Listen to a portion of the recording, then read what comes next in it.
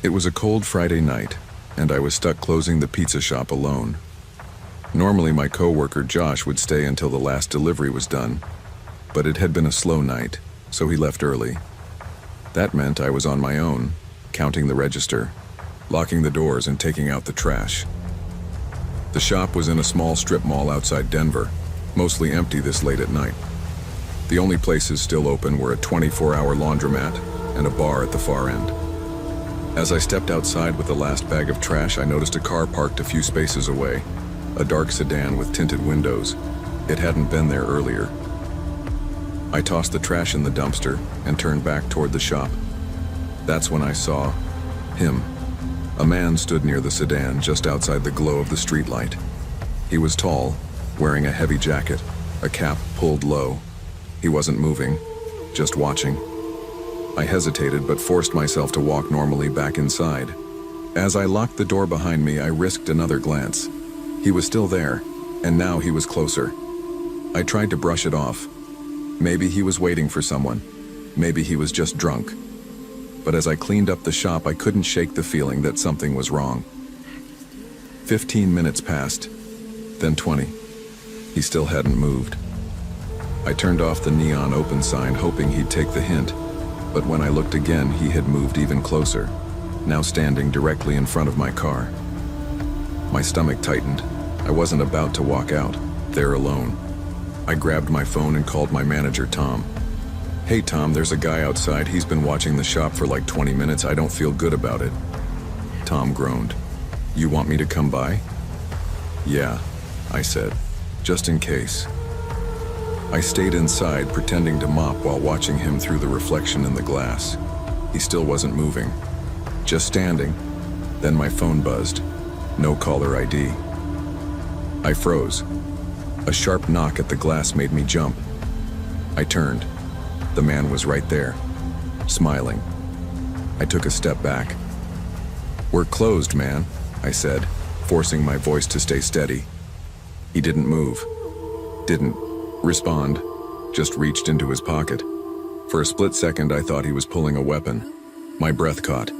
My mind raced, but instead he pressed something against the glass, a pizza receipt. My stomach dropped. It wasn't just any receipt, it was from our shop. And the handwriting? Mine. "You forgot this," he muttered. My blood ran cold. That meant he had been in our dumpster. I reached for my phone, my hands shaking. Then headlights swept across the parking lot. Tom's truck screeched into a spot. He jumped out, slamming the door. "Hey, what the hell's going on?" The man lowered the receipt. Then without a word, he turned, walked calmly to his car and drove off. No panic, no rush, like he had done exactly what he came to do. After Tom made sure I got to my car safely, I drove home, my mind racing. Who was that man? Why had he been watching me? The next morning, I got to the shop early and checked the security cameras. My stomach tightened as I scrolled through the footage. He had been there longer than I thought. The recording showed him pulling into the lot nearly an hour before I noticed him. He never went into the shop, never bought anything. Just sat in his car, headlights off, watching. At one point, he got out, walked around the building, then disappeared behind the dumpster, where I later threw out the trash. That's when he must have grabbed the receipt. He had been watching me. I showed Tom the footage. He frowned. Maybe just some weirdo looking for scraps? But we both knew it was more than that. This guy had been waiting for something. I tried to move on, but the feeling never left. For weeks after, I kept looking over my shoulder. Every time I walked to my car at night, my pulse quickened. Then one night it happened again. I was locking up, making sure to check every window when my phone buzzed. No caller ID. I didn't answer. Instead, I peeked outside. The parking lot was empty, except for a dark sedan parked far enough away that I couldn't see inside. I swallowed hard and backed away from the door. I called Tom, but by the time he arrived, the car was gone. That was the last time I ever worked a closing shift alone. I never saw the man again, but I knew he saw me.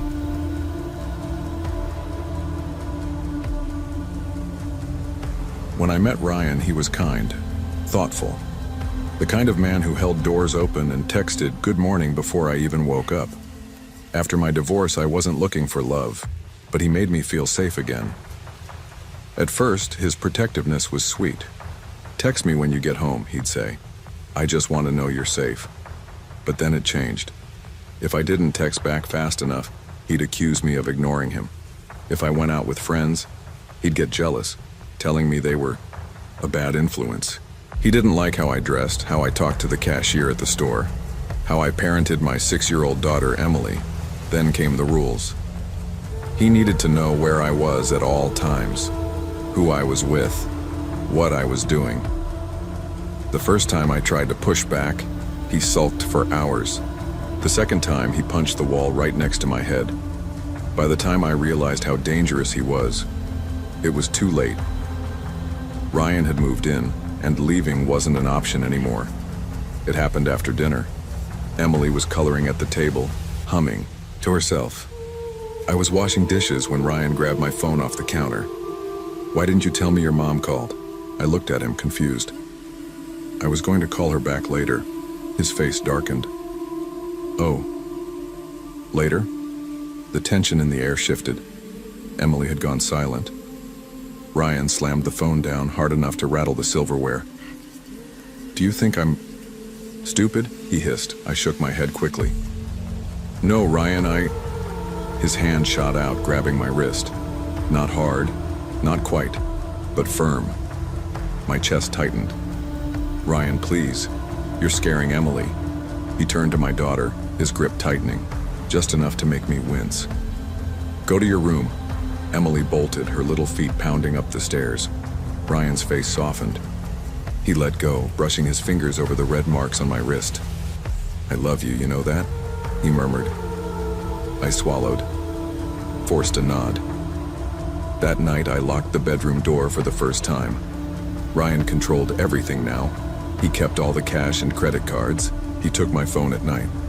He started driving me to and from work, saying it was easier that way. And when he lost his job, he stopped letting me go to work at all. Every morning, he locked the doors from the outside, keeping me and Emily trapped inside. "I'll know if you try to leave," he warned. "Don't make me regret trusting you." Emily barely spoke around him. Every little noise made her flinch. One night, I found her hiding in the closet, clutching her stuffed bunny. "Mommy," she whispered, "I want to go home." Tears burned my eyes. I hugged her close. "We are home, baby." She shook her head. "No, home with Grandma." I knew then.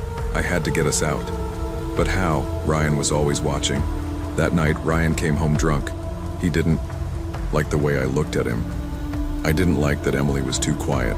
I didn't like anything. He grabbed my hair, yanking me close. "Maybe I should teach you a lesson." I braced for it. But then, his stomach growled. He laughed, shoving me away. "I'm starving. Order a pizza." My heart raced. He never let me use the phone, but now he was handing it to me. I opened the pizza app, forcing my fingers to stay steady. I typed, "In our order." Then in the delivery instructions I wrote, "Please call 911, hostage situation." I hit submit and set the phone down. Ryan didn't notice. He was already back on the couch, flipping through the channels. Now, all I could do was wait. The doorbell rang. Ryan glanced up. Finally. He stood stretching, then motioned toward me. "Go get it." My stomach knotted. I walked to the door, trying to keep my breathing steady. My fingers trembled as I unlocked it. Standing outside was a young delivery guy holding the pizza box. But behind him, 2 police officers. Ryan must have seen them at the same time I did. His grip tightened on my shoulder. He lunged for the door. The first officer's foot shot out, blocking it from closing. "Ma'am," the officer said, his voice calm but firm. "Are you okay?" Ryan yanked me backward, his hand clamping over my mouth. "Get the hell out of here!" The second officer pushed inside. Everything happened in seconds. Ryan let go of me, lunged at the officer, fists swinging. The officer barely flinched. He just grabbed him, flipped him, and pinned him to the ground. Emily screamed. More officers flooded the house.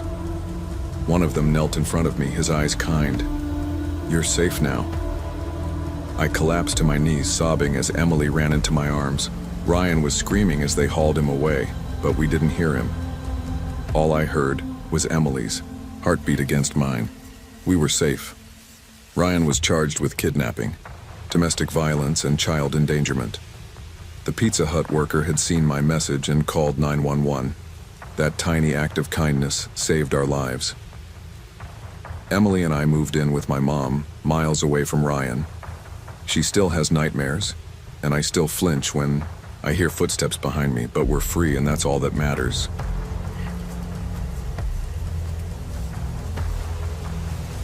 I haven't been home in over a year. Work, life, and everything in between kept me away. But with a rare 3-day break, I finally had time. My parents lived across the state, a 6-hour drive I wanted to get over with as quickly as possible. By early afternoon, my stomach made the decision for me. A Pizza Hut sign appeared ahead, standing alone near an old gas station. One of those dine-in locations that had seen better days. The red roof was faded, the parking lot nearly empty. I debated getting my food to go, but decided to sit for a bit. The inside was just as quiet. A teenage cashier scrolled through his phone. A tired-looking waitress wiped a table near the window. An older man sipped coffee in the corner. I ordered a personal pepperoni pizza and a Coke. "Give us about 10 minutes," the cashier mumbled. I took a seat by the window. Outside, the highway stretched endlessly, dark clouds rolling in. Then a limousine pulled into the lot. At first, I didn't think much of it, but when the driver's door opened, a woman in a wedding dress stepped out, and she was walking straight toward the door. The woman walked in, her heels clicking against the tiled floor. Her wedding dress, once elegant, was dirty, the hem stained with mud.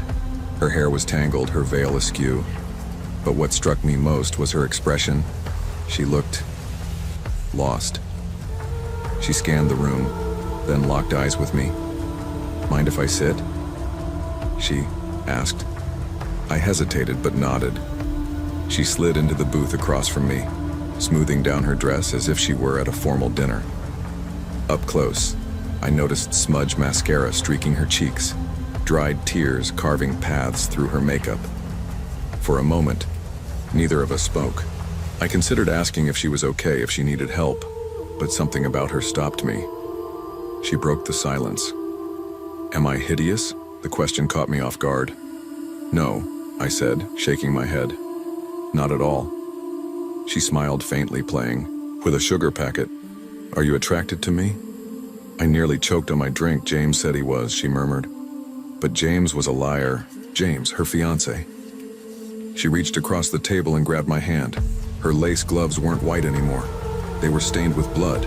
I tried to pull my hand away, but she tightened her grip. "Let's run away together, Tom." My stomach dropped. I hadn't told her my name. Before I could react, the waitress appeared, setting down my pizza. She gave the woman a long, measured look. "Well, don't you look lovely?" she said carefully. The bride smiled, her fingers still locked around mine. "Thank you. Tom and I were just talking." The waitress didn't react, just studied her. Then she turned to me. "Enjoy your meal," she said, her voice neutral. She walked away, but something in her body language told me she was watching. I inched toward the door. The bride stood abruptly. "You're leaving me too?" "No," I lied. "Just grabbing something from my car." She smiled again, but it didn't reach her eyes. "I'll walk with you." We stepped outside together. The air was thick with the smell of rain.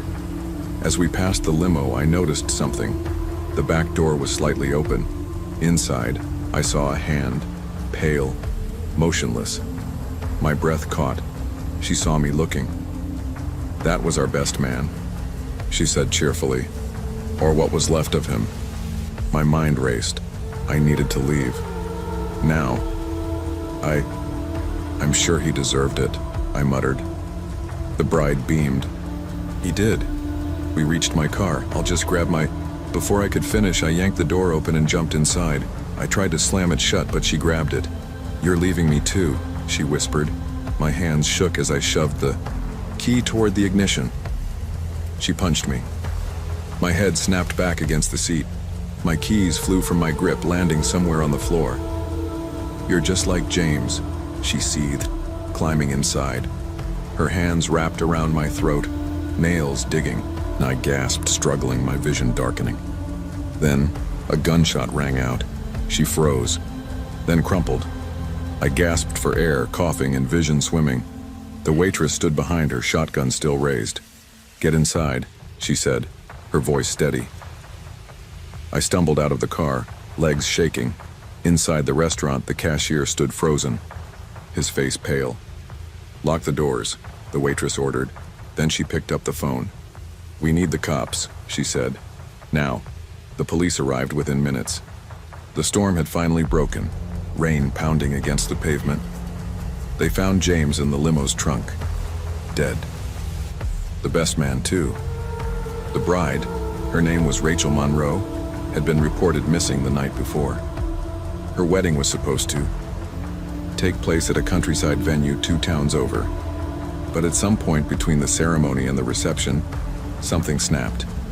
She disappeared with James and the best man. Hours later, she showed up here, wearing a blood-stained wedding dress. I sat in the booth, hands shaking, untouched pizza growing cold. The waitress sat across from me, arms crossed. "You okay?" she asked. I let out a shaky breath. "Yeah," she nodded, but I could tell she didn't believe me. "You should finish your food," she said after a beat. "It'll help." I looked down at the pizza, and suddenly, I wasn't hungry anymore.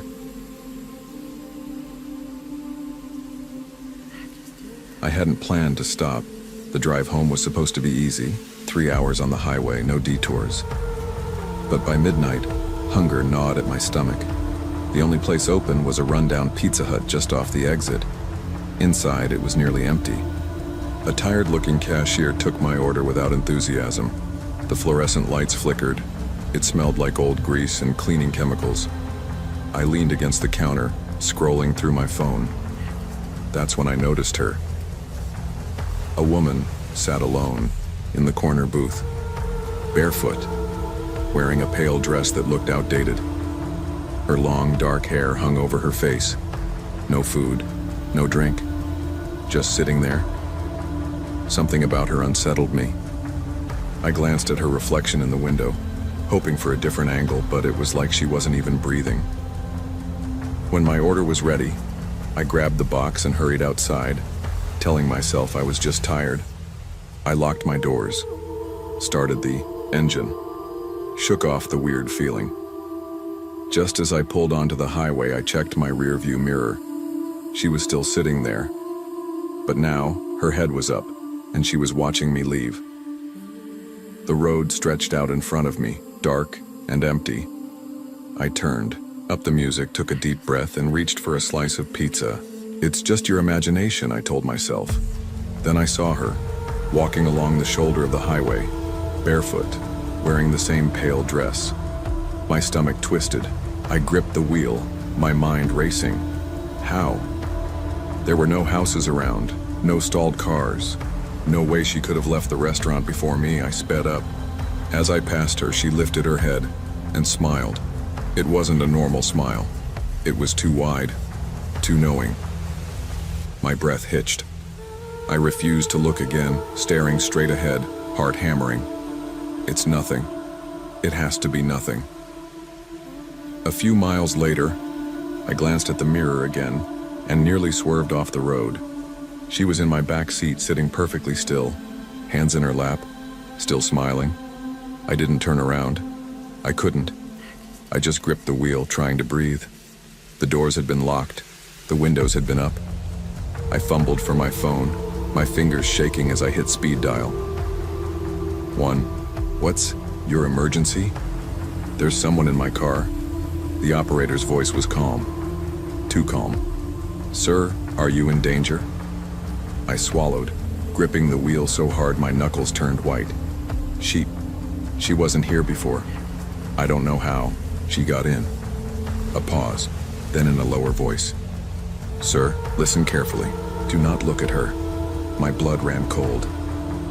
"What?" "You're not the first person to call about this." I felt the air shift behind me, like someone leaning forward. My throat tightened. "Who is she?" Another pause. "We don't know." I wanted to scream. "How do you not know?" But I didn't dare move. I could feel her watching me, her presence thick in the air. Then softly, so softly I almost didn't hear it, she started humming. A slow, eerie tune. I clenched my teeth. "She's humming," I whispered. The operator's voice stayed steady. "You're almost to a gas station. Pull in, but don't look at her." The humming stopped. Something brushed the back of my seat. I pressed the gas harder. The gas station appeared ahead, its bright lights flickering. I pulled in fast, tires screeching. The parking lot was empty except for a lone truck. My breathing was shallow, my hands trembling. I forced myself to stare straight ahead. "Now what?" I whispered. "Turn off the car, but do not look back," the operator said. I did as they said. The car went silent. The air inside felt thick, heavy. For a few long seconds, nothing happened. Then, the weight lifted. Like whatever had been in the back seat was suddenly gone. I sucked in a breath and finally turned around. She was gone. The back seat was empty. I let out a shaky exhale, gripping the wheel. My pulse was still racing, my body cold with sweat. "Sir?" the operator asked. "She's gone," I whispered. A pause, then quietly, "You did the right thing." I sat there for a long time, heart still pounding. The parking lot was quiet. The night air felt too still. I finally forced myself to move, stepping out of the car. I walked toward the gas station entrance, needing to be around people to feel normal again. But just before I reached the door, something made me stop. A feeling. I turned, looking back at my car, and froze. There, in the reflection of the back window, was her standing outside the car, smiling. I bolted inside the gas station, locking the door behind me. The cashier gave me a weird look, but I didn't care. I wasn't going back out there. I waited until sunrise. When I finally walked back to my car, she was gone. But as I got in and gripped the wheel, one thought echoed in my mind. What if she comes back?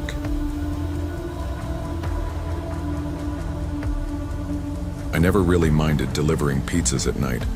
Sure, it wasn't my dream job, but it paid the bills and I liked the quiet of the late shifts.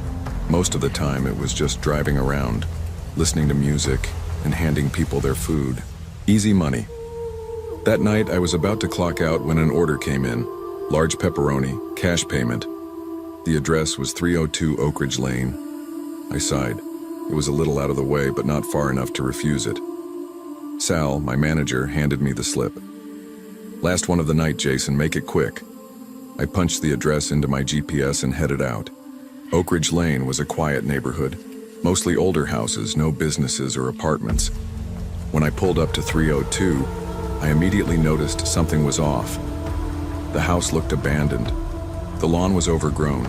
The porch light flickered weakly and there were no lights on inside. No car in the driveway. No sign that anyone lived there. I double-checked the address. 302 Oak Ridge Lane. I hesitated, then knocked. Once. Twice. 3 times. Silence. Then my phone buzzed. Unknown. Number. Leave it on the chair. I glanced around. There was an old wooden chair on the porch. Weird, but fine. I set the pizza down. Just as I turned to leave, my phone buzzed again. Unknown. Number. Knock again. A chill ran through me. Still, I knocked.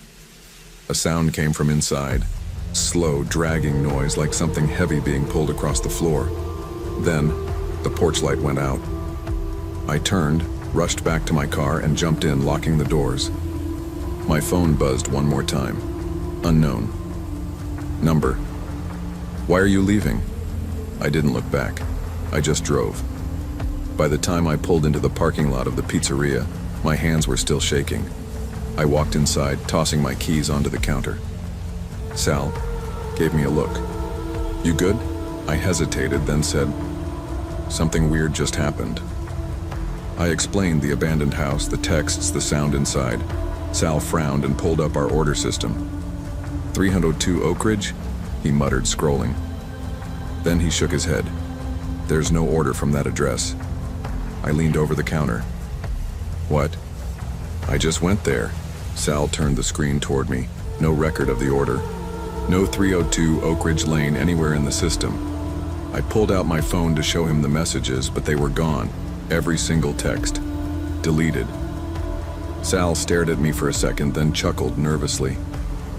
Maybe you went to the wrong house, man. I knew what I saw. I knew what I heard. That night, as I lay in bed, I couldn't stop thinking about the dragging sound, the way the porch light went out. Then at 2:12 a.m., my phone buzzed. Unknown number. Took you long enough to come back. I hadn't gone back, but something or someone thought I had. The next day, I told myself I was being paranoid. Maybe it was a prank. Maybe I had just imagined things, but I needed to know. So after work, I drove back to Oak Ridge Lane. The street was as quiet as before, lined with normal houses, but when I reached 302, I slammed on the brakes. The house was gone. Not abandoned, not empty, just gone. The lot was completely vacant. Overgrown grass, weeds, no foundation, no driveway. Like there had never been a house there at all. I got out, heart pounding. I walked to where the porch should have been. The chair, the one I left the pizza on. Gone. Then, my phone buzzed. Unknown number. I see you. I spun around, scanning the street. Nothing. Another buzz. Unknown number. Come closer. I turned and ran to my car, speeding away. In my rearview mirror, I saw something standing in the empty lot, watching. I couldn't shake the feeling that something was wrong. Even back home, I felt watched. I locked every door, every window, but the paranoia wouldn't go away. For hours, my phone stayed silent. I almost convinced myself it was over. Then, at 2:12 a.m., my phone buzzed again. Unknown number.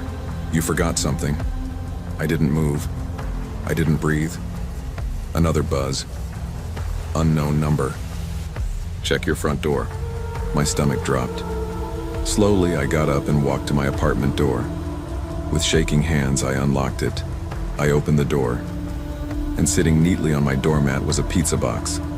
Inside was a $20 bill. My phone buzzed. Unknown number. I tipped. Well, say thank you. I slammed the door shut. Somehow the pizza I delivered had followed me home. I didn't sleep that night. The next morning, I went straight to work. I pulled Sal aside and told him everything. The disappearing house, the text, the pizza box on my doorstep. Sal's face went pale. You said 302 Oak Ridge Lane? I nodded. He swallowed hard. You're not the first driver to talk about that place. My blood ran cold. Couple years back, a guy, Chris, delivered there. Said the house wasn't there when he went back the next day. Said it followed him home. I felt my hands go numb. What happened to him? Sal hesitated. He disappeared too. Weeks later, my phone buzzed. A single text. Unknown number. Don't ignore me. I stood up, my hands ice cold. I had one choice. Leave town or become the next one to disappear.